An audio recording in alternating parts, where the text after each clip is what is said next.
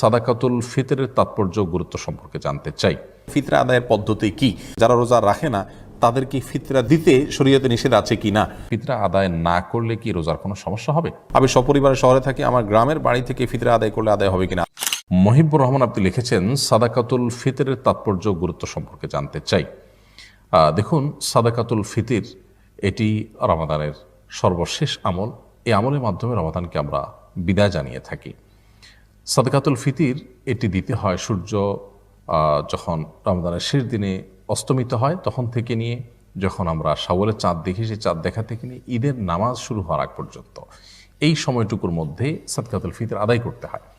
অর্থাৎ রমজানের শেষ দিনে এবং শাওয়ালের চাঁদ দেখা যাওয়ার পর সন্ধ্যা থেকে নিয়ে সকালে ঈদের নামাজ শুরুর আগ পর্যন্ত এই পুরো সময়টার মধ্যে যদি এত অল্প সময়ের মধ্যে গরিব অভাবী মানুষের কাছে সাদকাতুল ফিতর পৌঁছানোটা কঠিন হয়, তাহলে সেক্ষেত্রে দু একদিন আগেও সেটি দেওয়া যেতে পারে। সাদকাতুল ফিতির এর তাৎপর্য কি? তাৎপর্য হলো যে আল্লাহ রাব্বুল আলামিন গোটা পৃথিবীর সমস্ত মানুষগুলো, বিশেষ করে অভাবী মানুষগুলো, তারাও যেন খাবার পান, তাদের যেন খাদ্যের ব্যবস্থা থাকে, অন্তত ঈদের দিনে যেন খাদ্যের জন্য কারো কষ্ট করতে না হয়। সেজন্য ইসলামের এই খাদ্য বিতরণ কর্মসূচির অংশ হিসাবে সাদকাতুল ফিতির আমাদেরকে দেওয়া হয়েছে। নবী করিম সাল্লাল্লাহু আলাইহি সাল্লাম সাদকাতুল ফিতির সম্পর্কে, বা যেটাকে যাকাতুল ফিতর বলা হয়েছে, এই যাকাতুল ফিতির, সাদকাতুল ফিতির বা ফিতরা যে নামেই বলি না কেন, এ সম্পর্কে তিনি বলেছেন এটা তোহরাতান লিস-সাইম ওয়া তু'মাতান লিল মাসাকিন।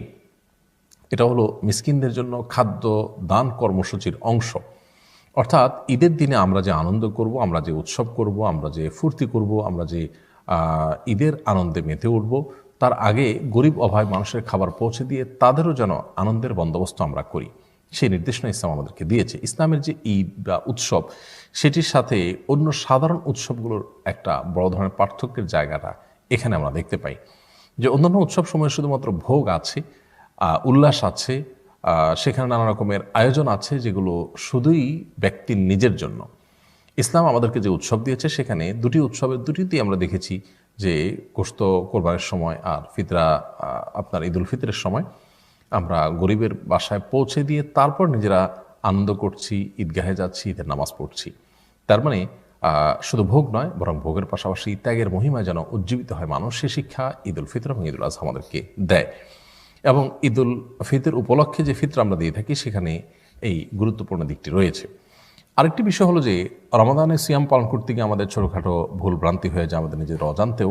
সেই ভুল ভ্রান্তিগুলো থেকে আমাদেরকে মুক্ত করবার জন্য এটা একটা আয়োজন।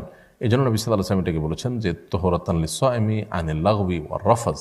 রোজাদার ব্যক্তি রোজা রেখে যে সমস্ত অহেতুক অনর্থক কথা বা ভুল কাজ করে ফেলেন নিজের অজান্তে, বা ছোটোখাটো ভুল ভ্রান্তি হয়ে যায়, সেগুলো থেকে তাকে পরিচ্ছন্ন করবার জন্য, তার রোজাটাকে রিফাইন করবার জন্য, ফ্রেশ করবার জন্য এই আয়োজন সাদকা ফিতর দিলে সেটি হয়ে যায়। তো এই জন্য একদিকে নিজের রোজাকে পরিচ্ছন্ন করবার জন্য, দ্বিতীয়ত অভাবী মানুষদের খাদ্য দানের জন্য কিন্তু ফিতরার এই ব্যবস্থাপনা ইসলাম রেখেছে এবং এটি ওয়াজিব করেছে, আবশ্যক করেছে। সো এটি আমাদের প্রত্যেকেরই আদায় করা কর্তব্য। এবং যখন আমরা কেউ সমর্থবান হব, যাকাত দেওয়ার মতো সম্পদের মালিক হব, তখন নিজেদের তরফ থেকে বটে, নিজের পরিবারের সমস্ত সদস্য, এমনকি নাবালেগ ছোটো বাচ্চা থাকলে তারা, আমাদের অধীনস্থ যারা থাকে, আমাদের একান্নভুক্ত যারা, তাদের সবার তরফ থেকে পরিবারের কর্তা ব্যক্তির ফিতরা আদায় করা আবশ্যক। ফিতরা হিসাবে তারা গরিবদেরকে খাদ্য দিবেন।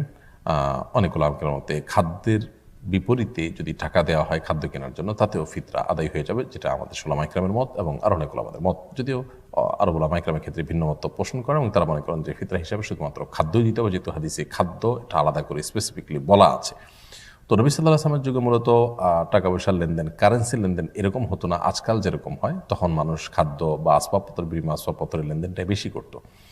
তো এখন গরিবের জন্য টাকা পয়সা দিলে সে তার পছন্দ মতো খাদ্য কিনে নিতে পারে, সেজন্য টাকা দিলেও ফিতরা আদায় হবে। তবে সরাসরি হাদিসের উপরে যদি কেউ হাদিসে যা আছে হুবহু সেটার উপর আমল করতে চান, তাহলে খাদ্য দেওয়া যেতে পারে। এবং সেক্ষেত্রে আমরা চাল দিয়ে দেই, গম দিয়ে দেই, আটা দিয়ে দেই, কিংবা কিশমিশ দিয়ে, বা যেটা দিয়ে দেই না কেন, এর পাশাপাশি আমরা যদি গরিব দুঃখীদের জন্য আমাদের দেশীয় ট্র্যাডিশন অনুযায়ী সেমাই বা অন্যান্য জিনিসপত্র, মুরগি ইত্যাদি, চিনি ইত্যাদি কিনে দেই, তাহলে সেক্ষেত্রে তাদের ঈদের আনন্দটা শতকরা পূর্ণ হবে। যদিও সেটা আবশ্যক নয়, সেটা ঐচ্ছিক দানে পরিণত হবে। অর্থাৎ আবশ্যক হবে শুধুমাত্র যে মূল ফিতরা সেটা হতে পারে চাল, হতে পারে গম, হতে পারে আরও যে সমস্ত খাদ্যগুলোর কথা হাদিসে আছে সেগুলোর কোনো একটি। জানে আলম জানতে চেয়েছেন ফিতরা আদায়ের পদ্ধতি কি। ফিতরা আমরা কি টাকা, নগদ টাকা দিয়ে দিব নাকি খাবার দিয়ে দিব, এটা নিয়ে দুটি মত রয়েছে। অনেক ওলামা ইকরাম মনে করেন যে ফিতরা এটি খাদ্য দিয়ে দেওয়া উচিত, যেহেতু নবী সাল্লাল্লাহু আলাইহি সাল্লাম বলেছেন তু'মাতাল লিল মাসাকিন, ফিতরা ব্যবস্থাপনাটাই হলো খাদ্য ব্যবস্থাপনার অংশ। গরিবকে খাদ্য দেওয়ার জন্য নবী সাল্লাল্লাহু আলাইহি ওয়াসাল্লাম ফিতরা চালু করেছেন, বিদায় খাদ্য দেওয়াটাই সরাসরি উত্তম। তাছাড়া নবী সাল্লাল্লাহু আলাইহি ওয়াসাল্লাম নিজে খাদ্য দিয়েছেন। আবার অনেক ওলামা ইকরাম, আমাদের দেশের মূলধারার ওলামা ইকরাম যেমন আছেন হানাফি মাযহাবের ওলামা ইকরাম এবং অন্যান্য মাযহাবেরও অনেক ওলামা ইকরামের মতে নগদ টাকা দিলে সেটিতেও ফিতরা আদায় হবে, বরং সেটিকে উত্তম বলেছেন। এই জন্য যে গরিব অভাবী মানুষ তার প্রয়োজনীয় খাবারটা তিনি কালেক্ট করবেন, হয়তো আমি চাউল দিচ্ছি, তার বাসায় চিনির প্রয়োজন বা অন্য কোনোটার প্রয়োজন, তখন তিনি তার প্রয়োজনটা সুবিধা অনুযায়ী কিনতে পারবেন, সেই জায়গা থেকে খাদ্যের যে মূল্য সেটা দিলেও পরিশোধ হবে। নবী সাল্লাল্লাহু আলাইহি ওয়াসাল্লামের যুগে খাদ্য দেওয়া হতো, কারণ তখন আসলে কারেন্সি দিয়ে কেনাবেচার প্রচলন খুবই কম ছিল, তখন মূলত দ্রব্যের বিনিময়ে দ্রব্যের কেনাবেচা হতো, যার কারণে কেউ চাউল পেলে চাউল দিয়ে আটা কিনতে পারতেন। কিন্তু এখন সেই সময়টা নয়, এখন পৃথিবীতে কারেন্সি দিয়ে লেনদেন হয়ে থাকে, সেই জায়গা থেকে গরিবের জন্য অধিকতর উপযোগী নগদ টাকা দেওয়া। এই দ্বিতীয় মতের সপক্ষের ওলামা একরামের বক্তব্য অনুযায়ী নগদ টাকা দিলেও ফিতরা আদায় হয়ে যাবে। আমরা যেটি বলবো তা হলো, যদি আপনি সরাসরি কোনো গরিবের কোন খাদ্যটা প্রয়োজন জেনে, ধরুন আপনি ঈদের দিন উপলক্ষে তার বাসার জন্য সেমাই, চিনি, মুরগি, চাউল ইত্যাদি কিনে আপনি দিতে পারেন, যার যার এবিলিটি অনুযায়ী প্রিন্সিপাল ফুড যদি দিতে পারেন, প্রধান খাদ্য দিতে পারেন, তাহলে সেটা হবে সরাসরি সুন্নাহর উপরে আমল করা।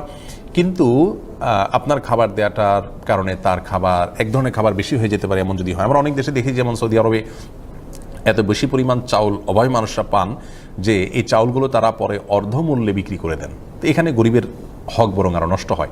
যেহেতু ফিতরার ব্যবস্থাপনা গরিবের জন্য, অতএব গরিবের দিকটাকে খেয়াল করলে, অর্থ দিয়ে আদায় করলেও ফিতরা আদায় হবে, এই মতটিকে উড়িয়ে দেওয়া যায় না।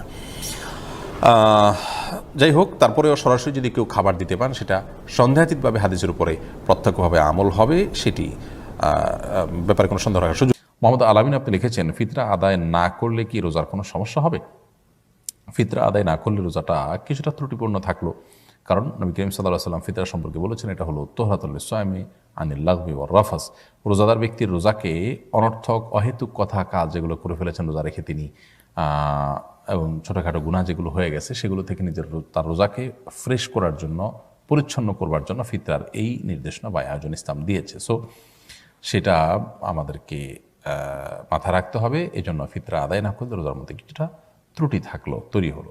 তবে হ্যাঁ, যার সামর্থ্য নাই তার জন্য ফিতরা দেওয়া তো আবশ্যক নয়, বিধায় তার জন্য এটা ত্রুটির কারণ হবে না ইনশাআল্লাহ তার রোজার জন্য। দ্বিতীয় হাওলাতে জানতে চেয়েছেন, আমি সপরিবারে শহরে থাকি, আমার গ্রামের বাড়ি থেকে ফিতরা আদায় করলে আদায় হবে কিনা? আদায় হয়ে যাবে যে কোনো জায়গা থেকে। আর্থিক ইবাদত করতে, বা যে ইবাদতগুলো অর্থ সংশ্লিষ্ট, সেগুলো আপনি কোত্থেকে করবেন, কোথায় করবেন, সেটি মূল বিষয় না। তবে আপনি যেখানে আছেন সেখানে যদি গরিব অভাবী থাকে সেখানে দেওয়া উত্তম, না হলে অন্য জায়গায় অভাবী থাকলে সেখানে দিলেও আদায় হবে, কোনো অসুবিধা নেই।